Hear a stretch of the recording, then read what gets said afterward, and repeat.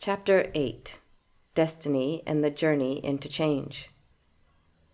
It was a full moon, and the cove was lit up like the Milky Way, color and vibration everywhere. You could barely swim in ocean, walk over earth, or climb a tree without bumping into a representative of nature. From a bird's eye view, it looked like a wonderland. For just off ocean, larger than anything around it, was baobab rooted deep into earth. Surrounded it were oaks, sequoias, dragon trees, palms, willows, and the list went on. They were all rooted into earth, that African earth, solid with a layer of softness over it.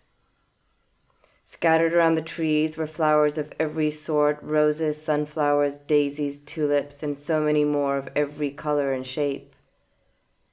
Then there were the animals housed in, on, and under every tree. There were bees and dragonflies weaving in and out of the flowers.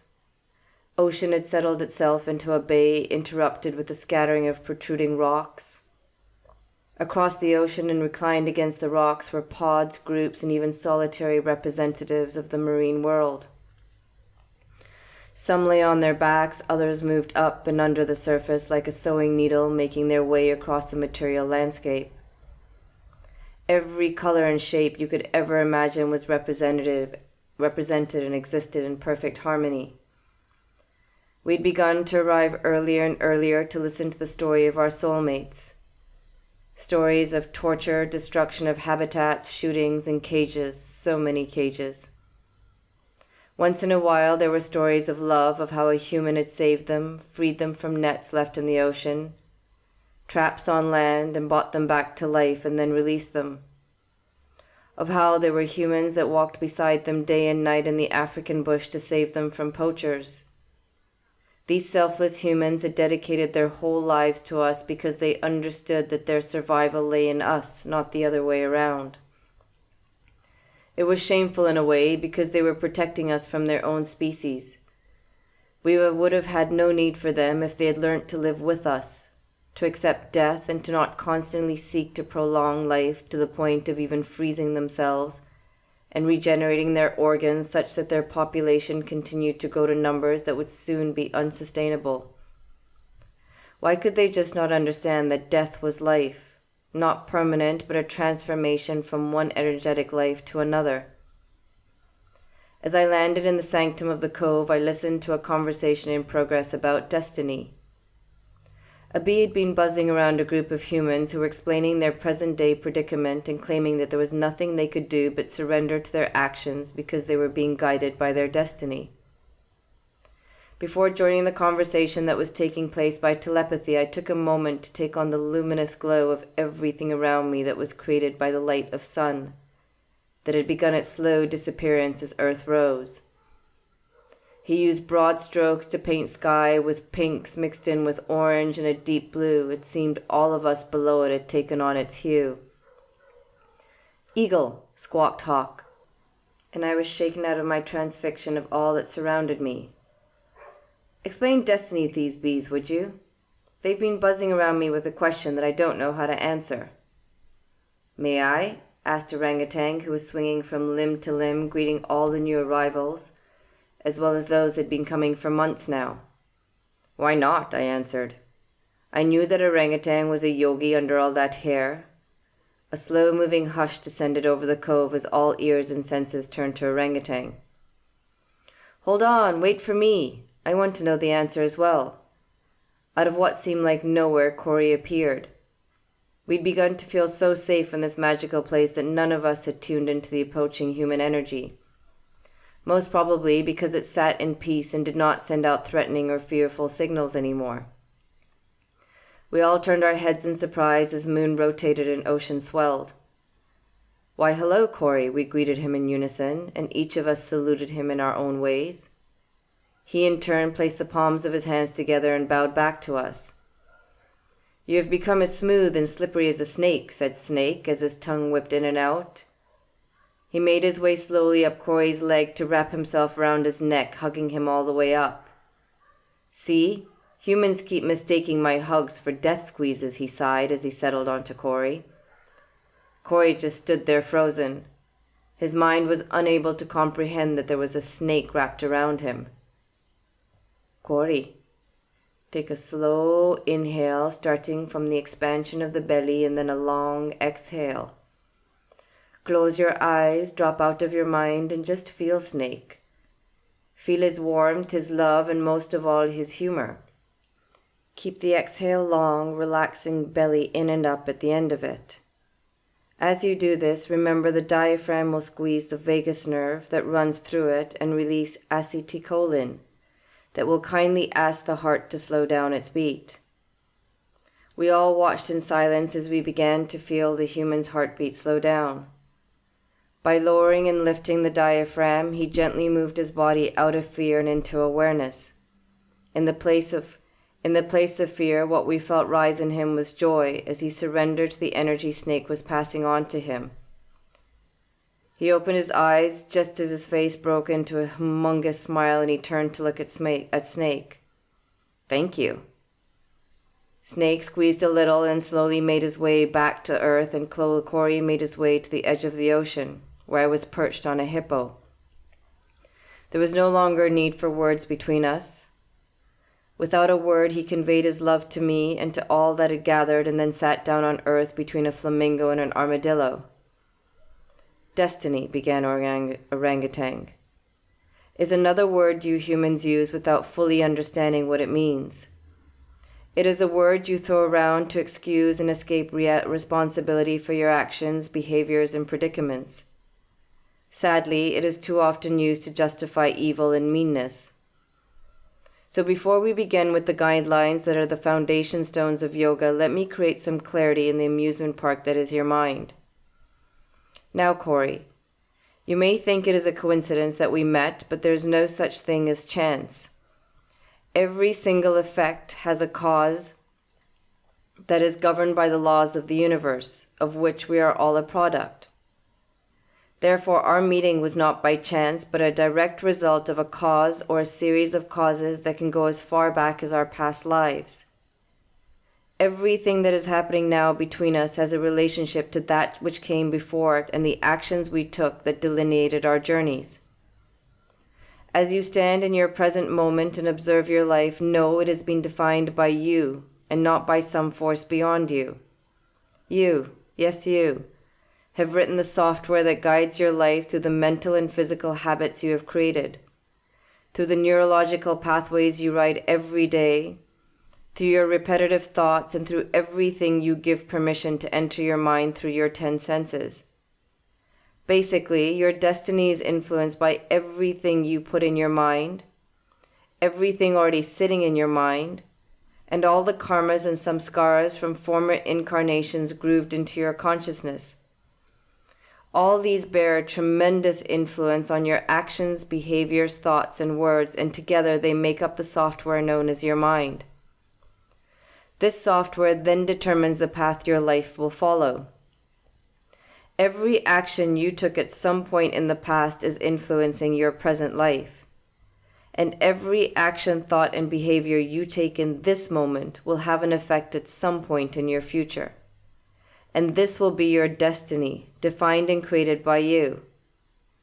Now fear not, because through the practice of yoga, you will learn that you are able to influence your destiny. This is accomplished by achieving mastery over your koshas, your body, your mind, your breath, and your life's energies. The last one is what leads to the absolute control over destiny. With others, you can exert some control. However, your layers, koshas, still subconsciously guide you, just like the software on your phone that is constantly running and doing what they have been programmed to do without you being aware of it. Because remember, your mind is vast and there are hundreds and thousands of impressions that sit in it, all with the potential to influence your actions and hence your destiny. Corey, all humans are vibrating energy, and that energy is full of information. The information you vibrate inward and outward into the universe will define the path you take not only in this incarnation, but all your future incarnations. And if you can control that energy, well, then you can completely control your destiny, including the form you take on in your next incarnation or no form at all. By connecting to your soul, your consciousness, to control or influence your destiny, you will also become aware of your life's purpose. Each one of us has a purpose, a part to play in the evolution of the planet or the collective consciousness. Then there is the influence of all the other living beings on the planet whose actions in one way or another will impact you. We are all connected.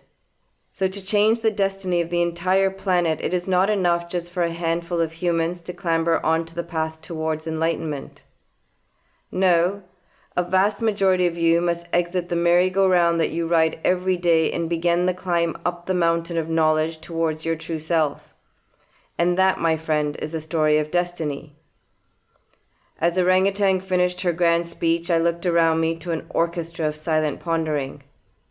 I was sure at some point a fuse was going to be blown in a cell somewhere, for no one had really imagined just how complex the human form really was.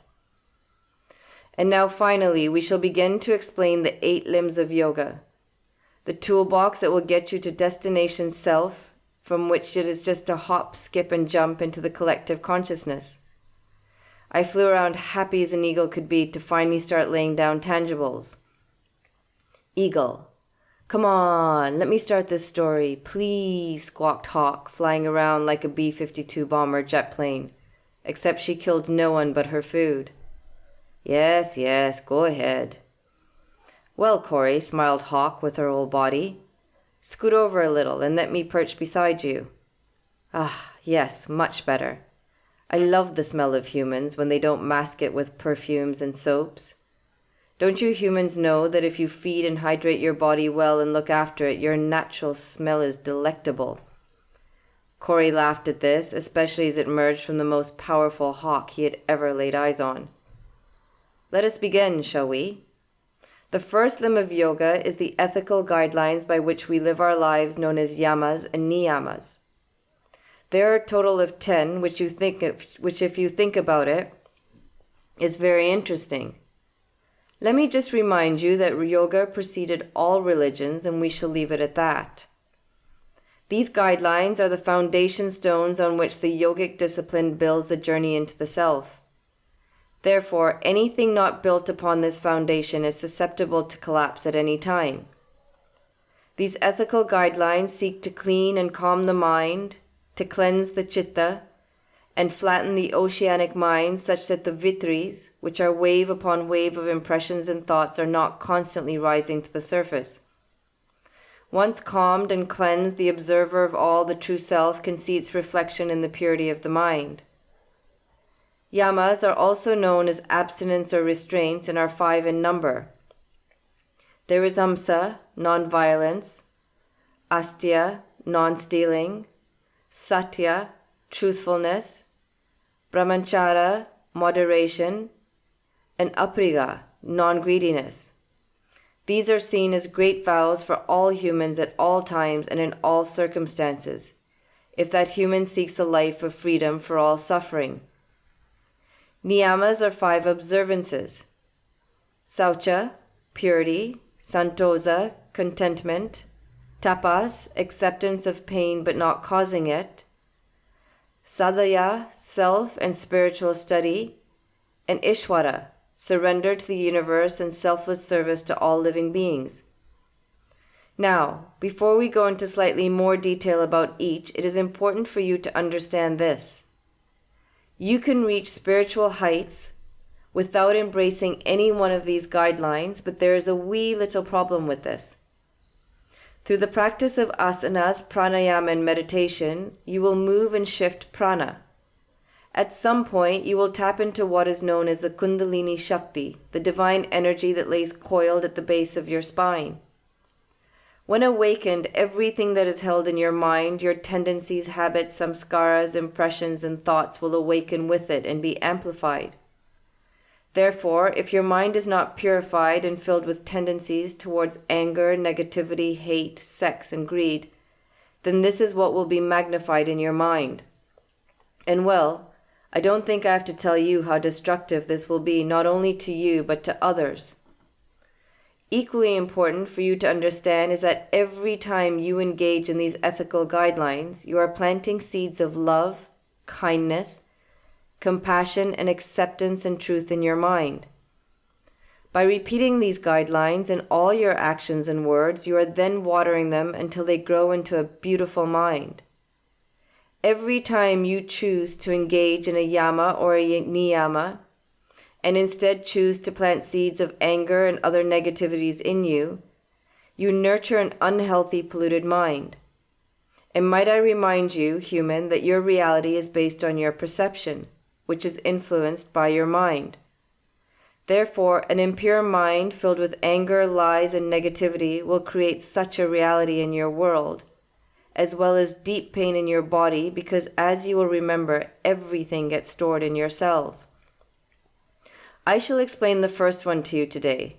It is called nonviolence. This is kind of funny if you think about it, because you humans tend to only know violence. You rise to anger, you have violent, hurtful thoughts about others all the time. You watch it, you listen to it, and you eat violently as well. In fact, I believe that nearly every one of you humans have engaged in some form of violence or exposed to it nearly every day, and you are not even aware of it. Violence, especially verbal violence, often in the form of anger, has been normalized in your lives. In the shows you watch, in the music you listen to, on social media, and in movies where anger with others and yourself is written into every script. It does not matter the medium from which you absorb violence. The seed does not know from where it was planted. Your hippocampus, the hard drive in your brain, downloads every single thing you have exposed your senses to during the day, while your amygdala saves all your experiences from the day and the emotions you have attached to them. These then become the guidelines with which you interact with yourself and with others. Therefore, when an event happens and you are too tired or stressed to think clearly and then respond, you will react. Your mind will scan through your hard drive and emotional center for a reaction. It does not differentiate between fact, fiction, and fantasy. Therefore, if you have filled your data bank with violence, then you will react with aggression or violence because that is what sits inside of you. Human, today be aware of everything you put in your mind, of the music you listen to, the TV you watch, the people with whom you interact, and the words you use. How many contain some form of violence? Then, of course, there is the violence towards one's own body and the junk food you eat. Although advertised as pleasure, there is only pleasure on its way down and then future pain from there on. And the worst form of physical violence is to yourself. What other humans and media teach you is that when stressed, you go to a bar, get high, drink booze, and have meaningless, unconnected sex with people you barely know. At some point, all these forms of violence become the influencers of your behavior, because they fill the storehouse of impressions planted in your mind. Most humans are not even aware of the violence they engage in every day. Did you know, human, that every time you hit someone or say something violent to someone, you are hurting yourself literally? You are teaching yourself violence and moving your body into a state of stress. As you do this, the memory of violence gets stored in your body, albeit in your back, your hips, your ankles, or your wrists, and then creates pain. But more importantly, you are choosing a reality in life filled with violence because what you project out into the world is what your reality will look like. And what you project out will reflect what you put in. Therefore, to be non-violent means to consciously engage in non-violence and compassion on every level. When you feel anger, go for a swim or a walk and allow it to move out of you in a healthy way. See a spike in the road, move it so someone else does not get hurt. Be aware of the words that come out of your mouth.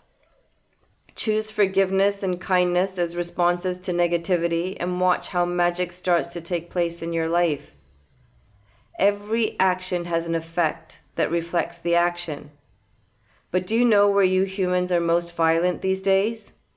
Hawk paused here and stared deeply into Corey's eyes. Well, do you? In video games, Corey mumbled, feeling like prey. Huh? That is not the answer I was seeking. but a good one, because some of your video games are more violent than some wars that have been fought. I don't know how governments put so many restrictions and rules on humans, yet you are allowed to play violent games that teach violence to players, and then you ooh and ah and wonder why there's so much violence in the world. But I got lost there. The answer is in your thoughts.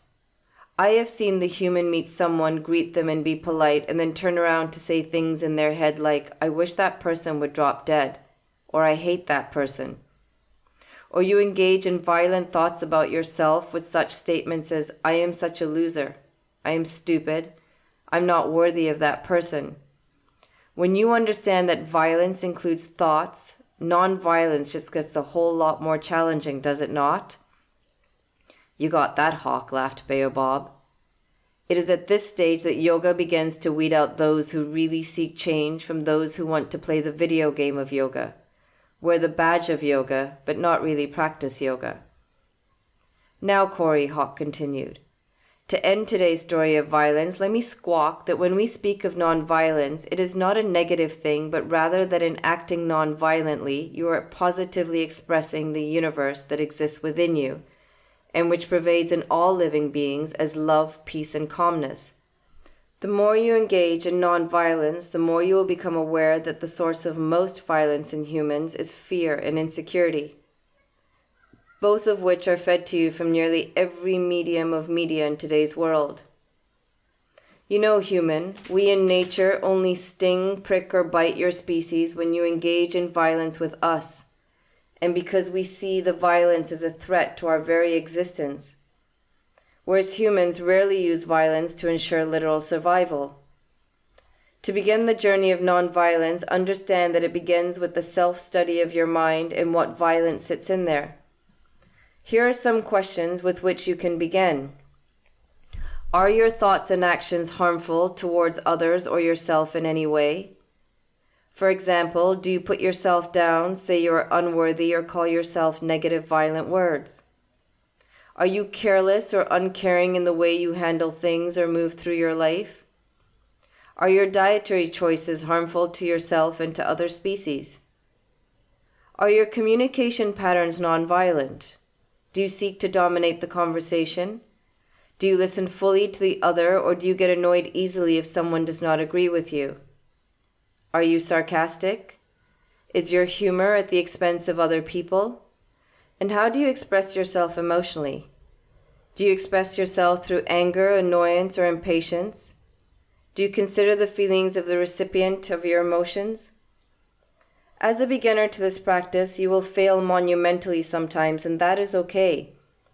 As you can see, these vows are huge. They are not as simple as not hitting a dog on the head or scratching letters into a tree's trunk.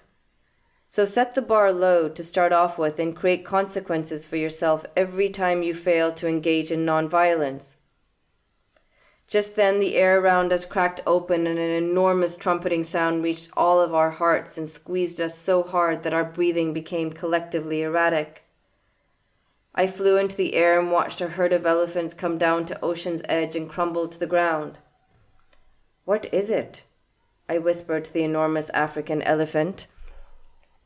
It took him several minutes to lift his head, tears streaming down his face. They killed the females in our herd today and left the babies abandoned. They shot them, they tore their tusks out. They do not understand that to kill us for our tusks is like us killing humans for teeth, just as killing rhinos for their horns is akin to us killing humans for their toenails. And then they tell the human kingdom that it has miracle properties. They shot them in front of our young who were left abandoned and traumatized. They took elephant lives to place our tusks on the what? Mantelpieces around necks and wrists? Why? Why do we mean so little to you? He turned to Corey, whose tears mirrored elephants. Do you not feel pain when someone is violent toward you or does something that leads to the loss of your loved ones? Of course, you are so caught up in your mind and all the drama that constantly plays out in it that you cannot feel our pain. If you could, you would be crippled at the loss we feel. It is so large and envelops our entire soul that our bodies weep, and with it the entire earth. Our children are left feeling abandoned. They cannot understand where their mothers have gone. It is no different from how your children feel when confronted with the loss of a parent. He was not wrong. All of us, including the human, had felt the shift in the earth. It felt as if it would collapse at any moment, opening large black holes with no bottom and pulling everything in sight into the depths of despair. I landed slowly beside Elephant and placed my head against his. I am so sorry, my brother. I know your pain. We have all felt it. If there's anything any of us can do, we are here for you. Elephant raised his head and gently wrapped his trunk around my feathered body. Thank you. I feel no anger, just deep sadness, that beside the sorrow sits forgiveness in my heart. It is only through forgiveness of their ignorance that our healing will begin. I also understand from the conversations we've been having that the human will feel our suffering one day if they do not move toward love. I only hope it comes before they kill us and themselves off this planet. I looked at Corey and silently motioned to him that it was time for him to leave. Although he was deeply loved by all of us, Lion and now Elephant were reminding us of the violence humans constantly engaged in with us. Even though he was different, he was still a symbol of that species, and in this moment we needed to heal collectively without him in our presence. Before he left, Corey turned to the elephants and placed his hand on his heart. He sat down facing them and began to take long inhales and exhales. As we looked into his heart, we saw that he had begun the giving and taking meditation. He was imagining all the elephants' pain as millions of black dots slowly invading their bodies. With each inhale, he began to move the suffering up through their bodies and out of them, guiding the black dots towards him. He then took their enormous cloud of pain and inhaled it into himself and towards his heart. As it touched his heart, he turned the blackness into light, and then in the next exhales, he sent that light filled with love back into the hearts of the elephants. It transcended anything we had witnessed in a human. As we watched in wonderment, we could see a glow begin to radiate outward from the core of the elephants. Corey had begun the healing that we would finish. When he opened his eyes, we knew that he was carrying the elephant's desolation with him as he began to walk away. I would not walk with him today, for we wanted him to carry our pain, to feel it, to know it. For only in truly knowing and experiencing our pain would he begin the path of transforming it into a pure love for us. Once he was gone, we all sat and began an Om meditation. In unison, each Om filled with love moved our bodies. Even in our differences, we moved in synchronicity. Om, Om.